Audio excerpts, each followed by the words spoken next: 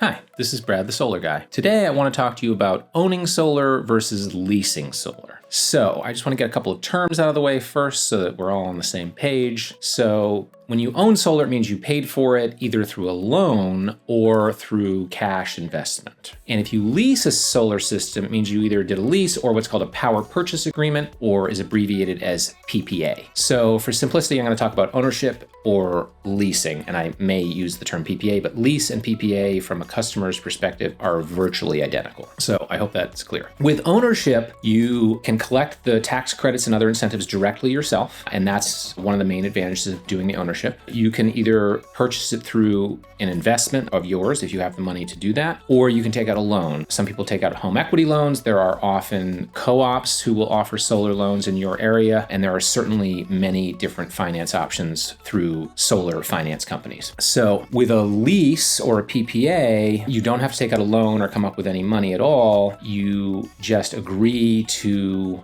pay a certain amount for the electricity that the solar provides for a period of 25 years usually. So they have some pluses and minuses and they work very differently. I don't personally think that one is better than the other. I strongly believe that both can be excellent, and it really just depends on what your situation is financially and otherwise in your life at the time, and what your house can, what the ability of your house to produce solar also is a big factor. So I personally own a system and lease a system, and I put them on at different times under different circumstances, and that is really important to understand, I think, for consumers. Like, it's really just going to depend on what your tax situation is, can have a big impact. So let me explain. If you own your solar, you are eligible for a 30% federal income tax credit on everything you spend on the solar system. So if you spend $50,000 on solar, you're going to get a $15,000 federal income tax credit. Here's the catch though. In order to collect that tax credit, you have to pay in that much in federal income tax. Now it'll roll over many years, but still, there are many people who pay very little or nothing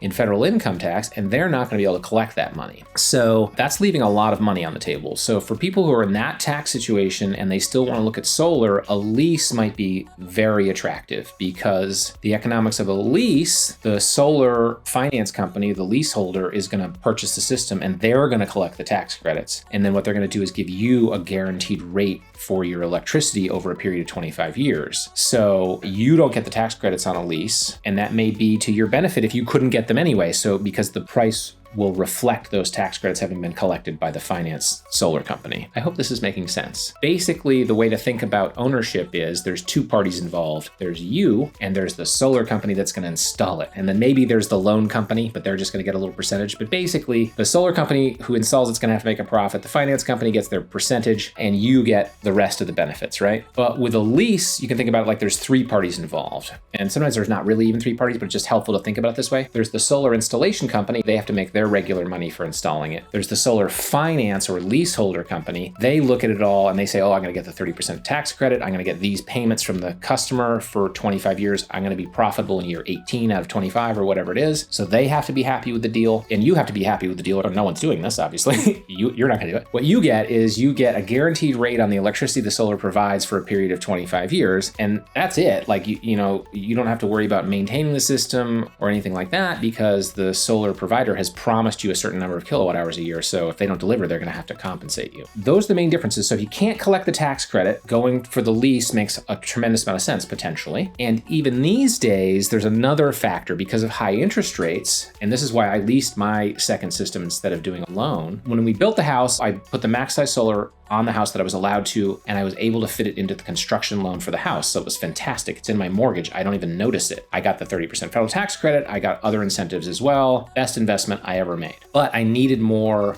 electricity. I put up the max system I could, that I was allowed to. They changed the rules. I needed more, so I put up another 11 kW system. Now, I looked into owning it. I didn't have a construction loan to draw on this time, and I didn't have the cash to invest in it, and didn't, may not have wanted to anyway, even if I did. I looked at loans at the time. Because of the high interest rates, I actually wouldn't have saved any money monthly on my solar payment. Now, obviously, over time, I would have, because the solar loan remains the same every month, it doesn't go up. And obviously my electric bill is going to go up during that time. But right now, and probably for the first few years or at least, I wouldn't have saved any money on my monthly payment. And that was what my goal was this time when I went solar. I wanted to reduce my monthly payments. Simple. So I leased my second system because I got it for much lower rate per kilowatt hour than I currently pay the utility. I think it's about half of what I pay the utility. And over time, my solar rate's going to go up a little bit every year. But the utility rate's going to continue to go like this. So every year I'm going to save more and more money. So I hope that this is helpful in understanding the differences between owning solar versus leasing it. I probably missed some important things. If you have questions, please leave them in the comments and I will certainly try to answer them. Have a great day.